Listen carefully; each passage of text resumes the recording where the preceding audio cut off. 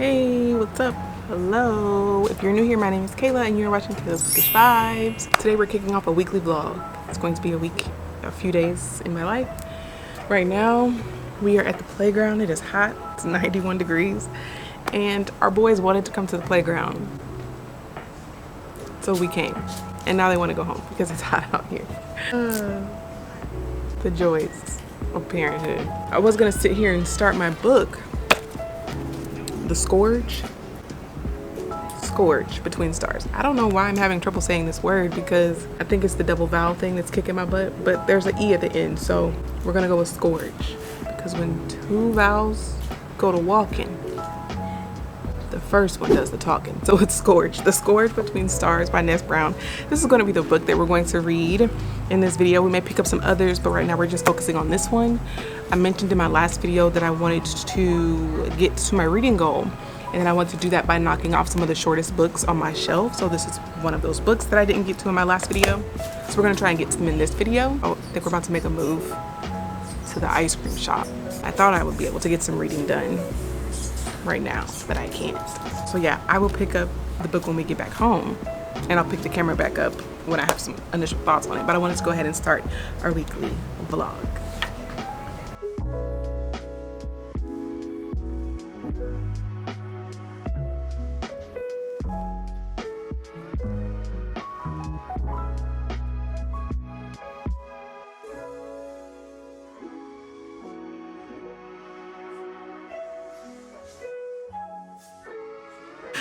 Hey y'all, I came to do a update on the book that I'm reading. We're reading The Scourge Between Stars by Ness Brown. This book only has 159 pages in it, and it is sci-fi horror. Now, I read an adult sci-fi horror earlier this year, and it was a huge letdown. Like a huge letdown. And I've been trying to decide, is sci-fi a genre that I even enjoy? And I don't know. I think what I'm coming to is that I think I don't like adult sci-fi.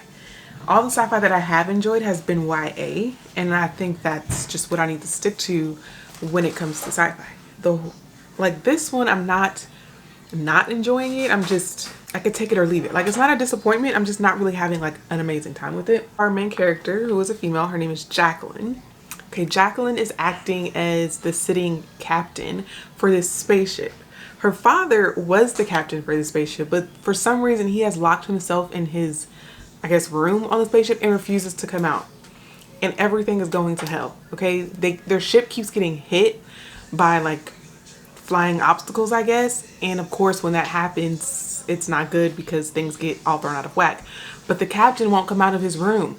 So his daughter has to like pretty much take charge. From what I'm gathering, these people are like the offspring of the humans that had to leave Earth because Earth became inhabitable. So they tried to go and colonize another planet, but they couldn't colonize that planet. So now these people are trying to get back to Earth.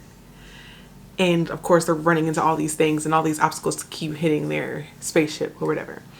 That's fine and dandy. But now they're realizing that they don't have enough like in their reserves, and that according to the numbers, I guess they're not going to make it back to Earth. So it's kind of like they're on a death trip at the end of the day. They're probably not going to make it back to Earth. And if they do make it back to Earth, they don't know if Earth will be somewhere that they can live anymore. So it's just looking real grim for them. On top of the fact that the captain won't come out of his room. But also, at the part that I'm at, which I'm not even that far, I'm on chapter 4, which is page 50. So I've read 50 pages. They've realized that there is something else on their ship. Like an outside being has entered their ship and it's killing people. So that's as far as I got. I'm kind of reading this in tandem with the audiobook, so I'm listening to it and reading it. The audiobook isn't bad, but I retain more if I'm reading along with it. Like if I just listened to it by itself, I probably would be like, this is gibberish. But because I'm actually reading the words on the paper as I'm listening to it, I'm retaining it more. I think this is a book that, like, if you're into sci-fi, you would like. But because I don't think I'm into sci-fi. I think that's what I'm learning, is that I'm not into sci-fi unless it's like YA. But we're going to finish this book and I will give you guys my final rating and further thoughts once I complete it. Right now, I'm going on a date. So I'll let you guys know once I finish this book. This is such a dramatic straw for this mason jar of my coffee, but I couldn't find any of my other straws. Good morning. It's morning for me. It's not morning for you. It's Friday morning. I'm about to start work, but before I boot up my computer, I figured I'd give you guys my final thoughts on The Scourge Between Stars by Ness Brown. I ended up giving this a 3.5. Y'all, surprisingly, I enjoyed it. This is considered a sci-fi horror novel. And something that I'm learning is like the horror aspect of books are like on a spectrum. In my mind, horror means like really scary. And I'm not like into super scary things, especially when it comes to movies. Like you could not pay me to go watch a horror movie. Like I'm not joking. You will never see me watching a horror movie. But I've been dabbling in horror books this year. And so far I've realized, or at least the horror novels that I have been reading, the horror, like the horrific elements of the book tend to just be like gory parts of like fighting scenes or action scenes, and that's what you kind of get with this. So I'm assuming like the horror aspect is just like the fighting scenes and when the alien is eating people. It does get a little descriptive, not even much, but it's not like a scary book at all. But I did really enjoy those scenes, like the action pack part of this where we're trying to like find the alien that has gotten on the ship and is killing people. That was really enjoyable and very atmospheric. There were moments where I felt like I could actually hear the metal footsteps of Watson behind me as I'm like running through this spaceship. I enjoyed it. 3.5, way more than I thought. Now I will say, if this book were longer than the 160 pages that it is, I probably wouldn't have enjoyed it as much. I think I enjoyed it because it got straight to the point. It was very short and condensed, and there wasn't a lot of fluff. Like there's no room for it because it's so short. If this were like a 300+ page book, I don't know if I would have enjoyed it as much, because the sci-fi elements, like the sci-fi talk, although this is very easy to read, this sci-fi talk or street jargon, this, sorry, so unserious. If you know, you know, Phaedra is one of my favorite housewives. The tech talk in this book isn't like super hard to keep up with. It was very easy for me to follow. And as someone who is new to sci-fi, I appreciated that. I could follow it. However, if it was a book filled with this type of talk, I don't know if I'd be into it. Something tells me though, YA sci-fi is just my sweet spot, and it's going to be where I enjoy sci-fi. And I have a few YA sci-fi novels on my shelf that I do eventually want to get to kind of test that theory. If YA is just where I need to stay when it comes to sci-fi. But I did enjoy this one. And if you're into sci-fi, I recommend. And if you want to try sci-fi, you don't know if you're into it or not, I highly recommend, because as a beginner, this was very easy to read and it was enjoyable. So there's that. I wanted to give you my final thoughts on that book, because now we're about to start probably our last book of the month. This will probably be the last book that we read this month. It's called Riot Baby. Funny enough, I picked this book up based off of a recommendation that I got from a fictitious character in one of my favorite romance novels, and that is Lily from The Neighbor Favor by Christina Forrest. In that book, Lily is on a date with our male main character. I forget his name. I want to say it's Vincent, but I think Vincent is actually the male main character from The Kiss Countdown, which was another really cute romance that I enjoyed. I forget his name, but the male main character in The Neighbor Favor was on a date with Lily. The guy is never important, okay? It's always about the girl. Lily was on a bookish date with him, and they were just, you know, perusing the shelves in the bookstore, and she recommended this book to him. She asked him if he had read it, and I don't know why, but I was just like, wow, if Christina Forrest is mentioning this in this book, then it's obviously a book that she really enjoys, or she wouldn't have included it in a positive light in her own book. I don't know, I guess you could say Christina Forrest gave me this book as a reading recommendation. I got a personal reading recommendation from Christina Forrest.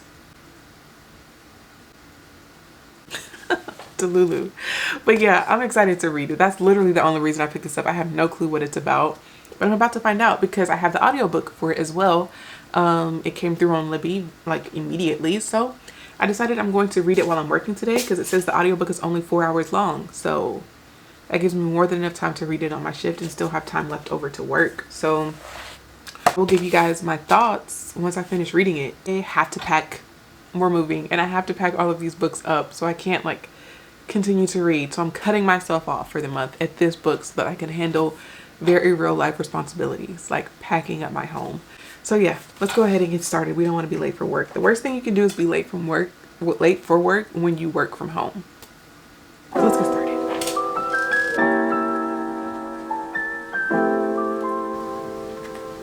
Blackstone Publishing presents Riot Baby by Tochio Yabuchi. This book is read by Tochio Yabuchi.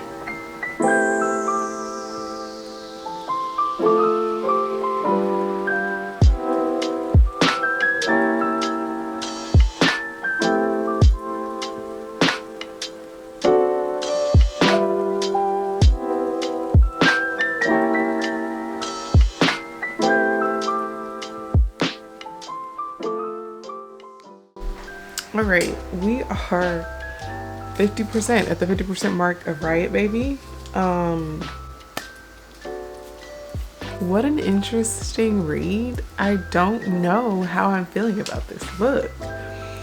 It's confusing me a little bit. I feel like there's a lot of, the writing style is just very choppy. I don't know. Let me try and give you a synopsis. So we're following a pair of siblings, Kev and Ella. Ella has these powers, I guess. Ella is a bad mama jamma, okay? She can set things on fire with her mind. She can like see visions of the future. She can transport, like teleport, I guess. She just has a lot of different abilities. We don't know how Ella has these abilities or even what she can truly do with them, but she's just gifted, I guess. Her family calls it her thing. Like they say Ella's doing her thing again.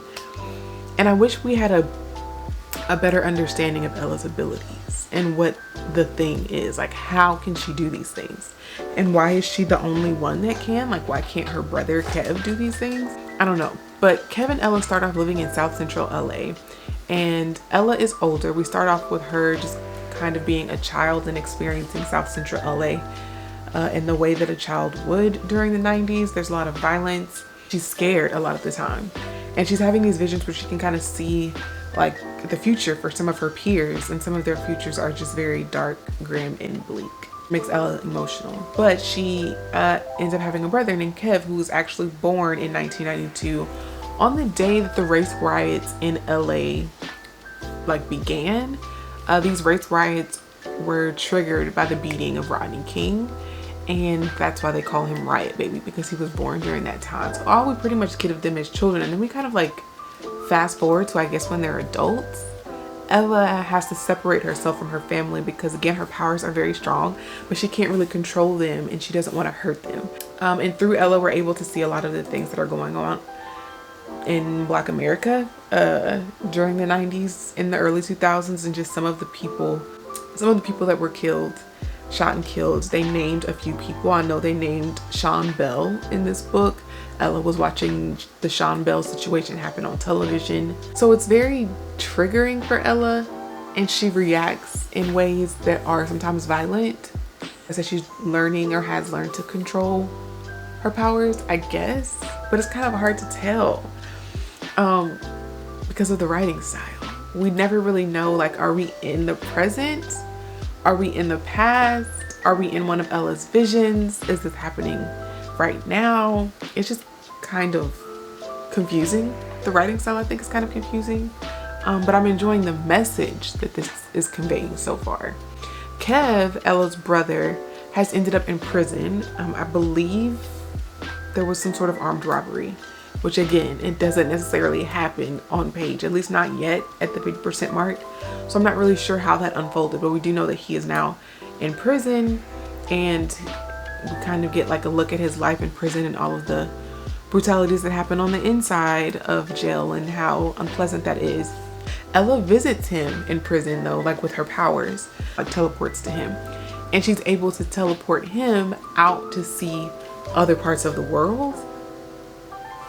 But it's just very unclear, like, is this all just mental teleportation, or is this actual physical teleportation? Is she physically taking him out of the jail and allowing him to see the world? And I think this book does a really good job at showing like small pockets of peace or small pockets of joy in just like their everyday life, how they could be experiencing like a small pocket of joy, but how easily that moment can quickly turn into something else. Even in one of the situations he mentioned, like, he's just kind of scared to laugh because you don't know if someone's switch is going to flip and you laughing at them is going to set them off, and something that was a moment of joy can quickly become a life or death situation. So yeah, I guess that's my midpoint update. Hopefully that made sense. I'm gonna continue reading though, and I will come back to you guys when I have finished the book and give you all my final rating on this book.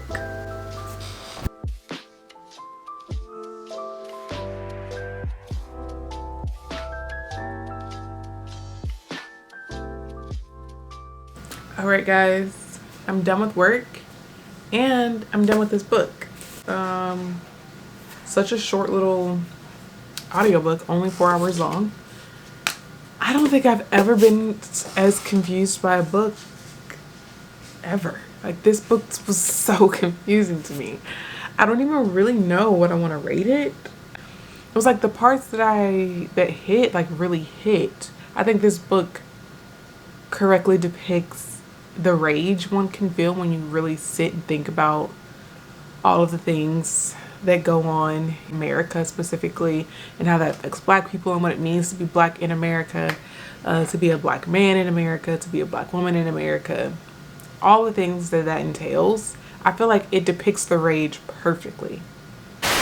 This book really did tackle some very heavy topics, but I think it did so in such an interesting way. And maybe that's why I'm having such a hard time reading this book. But some of the heavy topics that I thought it handled beautifully, one of which being the maternal mortality rate for Black women in the United States and how it's 3 times more likely for a Black woman to die during childbirth. It also talked about prison reform and the conditions of our prison system. And it even gave, I thought, some interesting alternatives to incarceration, reintegration of prisoners after they are released from prison. I thought that was interesting. I think the biggest message of this book, though, was to show how Black people are dying at the hands of police officers. This book really focused on people who were killed by police officers in the 90s and the early 2000s, but obviously it's still happening today. This book also did a really good job at comparing and contrasting life for Black people in the South versus life for Black people in the North. How it may look different, but it's all stemming from the same beast. Like, our problems may be different, but at the end of the day, racism is the heart of this beast that is killing us. But like, the writing style of this book, and I guess the sci-fi elements of this book were so confusing. It was really hard to keep up with where we were in time and in space. And I don't know if that was done purposefully and it's just going over my head because I don't really read sci-fi. In the second half of this book, there was like a microchip component introduced, and I was just trying to figure out, like, how did we get here and what does this mean? And the ending I kind of understood but kind of didn't. It didn't all come together. Usually if I just keep reading, it'll come together. It did not all come together in this book, but I think I'm going to give it a 3. Because the parts that I did get, I really liked, but there was just it was just very disjointed and wasn't at all like, it didn't flow well. And I think I'm having a hard time giving it less than a 3 because I can't tell if it didn't flow well or if I'm just not getting it. Like, if it's a me thing, I'm not grasping or understanding it. That's not the book's fault that my little brain can't keep up, So I can't tell if it's a me thing or if it's a book thing. So I'm going to give it a 3. I don't know if I would recommend this to anyone. Or if there was someone specific that I would recommend this for. But I do think I'm going to give this a 3. There's that. We finished the books for this video. I really need to update my reading journal though. I have not put a single book or book review in my reading journal in so long. So I really need to go through my Goodreads and we need to print out our little stickers and update our reading journal. So I want to go ahead and do that now while it's a Friday. I have like a nice little quiet moment and I guess you guys can watch. Let's do that.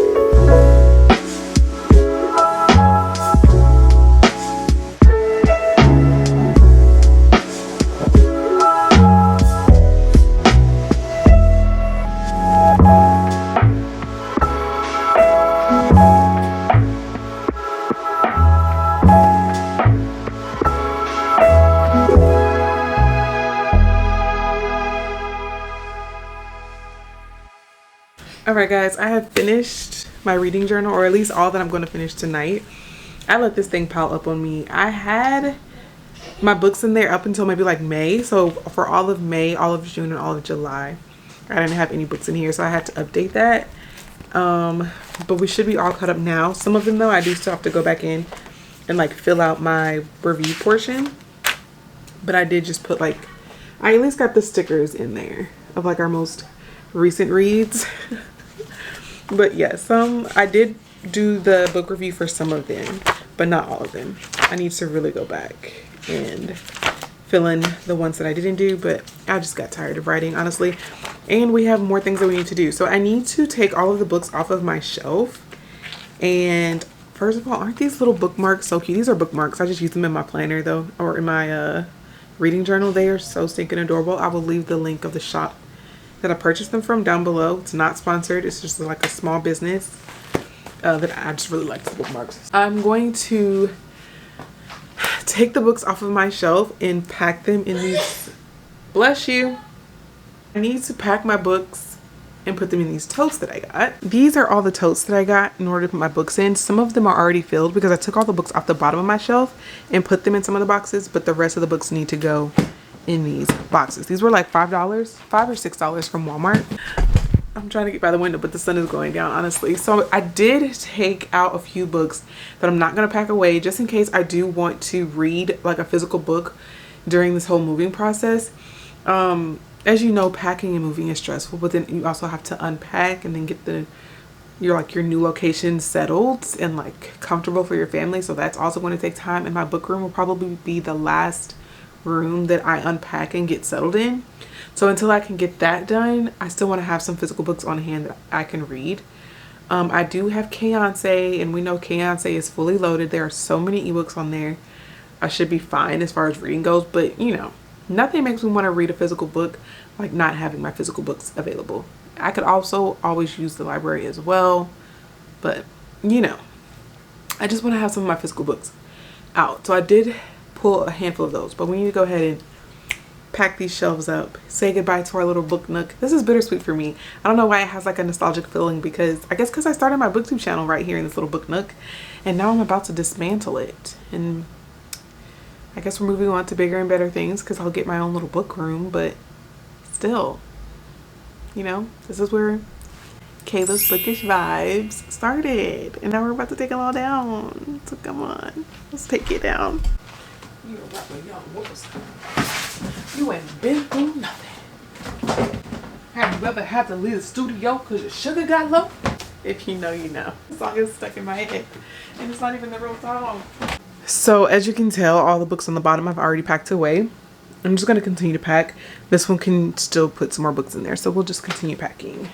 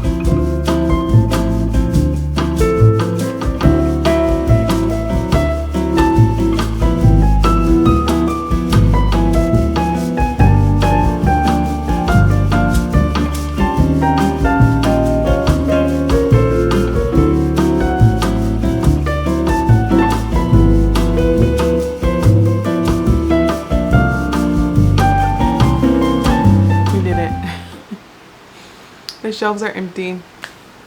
Oh, my camera is crooked. My shelves are empty now, as you can see behind me. The only thing I left was these books up here at the top, which are books that I just plan on leaving out. I'm probably gonna put them in Barnes bags right here and just like stick them in the truck whenever we move. But the shelves are empty. Should I give you a better view? I'm just very tired because that was a lot of work. All right, guys, here are the shelves and all their emptiness. That lamp down there, I'll have to figure out how to pack it without breaking it. This little mini shelf, it's my computer up there at the top, in my purse, in my phone. But obviously these are the only books that I have on my shelves. These are the ones that are going to like stay with me in my vehicle rather than throwing them in the moving truck with the rest of the books. I'll probably just pack them up in that little Barnes tote. Of course, Kayonce has to come with me. I took out a few bookmarks. My reading journal I left out, as well as my little annotation bag. So these, I guess, are the books. If I want to reach for a physical book, you can take a look. I also filmed a video shopping my shelves, pulling some of those books. That will be up soon on my channel. And yeah, the book nook is done. This is pretty much what this side of the room looks like. Literally some shelves from Target. In the corner, the smaller shelf is actually from Amazon, but the bigger shelves are from Target. If you're on a budget, they'll work, but I don't necessarily recommend them because the width of each shelf is not very like wide or long, and I just feel like there are better shelves out there that can fit more books on the shelf. Also, the way the bottom is configured, it's very annoying. The only reason why this shelf has more shelves at the bottom while these two is because I bought an entire separate shelf just to take off the little slabs to put at the bottom. But typically the shelf looks like this with a much larger space at the bottom, which to me is a waste of space. I don't know if I'll be taking these with me or if I'm just going to buy new shelves. I haven't decided that yet. One thing at a time. And then here's my little seating, my little reading chair. I probably will take this with me and just put it in our homeschool room at our new place for the boys to sit in, but I do plan on buying a bigger and better reading chair. But yeah, that's my little reading nook. I literally just put the chair right in front of the shelves, and that's where I filmed, and that's where I read, and that's where I enjoyed my little bookish life. Here's all of my books now in these totes. There are 12 in total, 6 in the front, and there are 6 stacked up behind them in the back, and they are all completely full. At first, I had only brought 6 totes. I don't know why I thought 6 totes would be enough, and then I had to go get 6 more. But they all fit in these perfectly, and I'm happy. I don't think I'll be stressed about them getting damaged. I'm happy with the way that I packed them. All right, guys, I think we'll go ahead and end the vlog here. I need to mentally prepare myself to pack the other half of this room, and I'm getting very hot, so I need to turn on my fans. Thank you so much if you made it to the end of today's video. I really appreciate you sticking around. Please leave this emoji if you want to let me know that you stayed till the very end.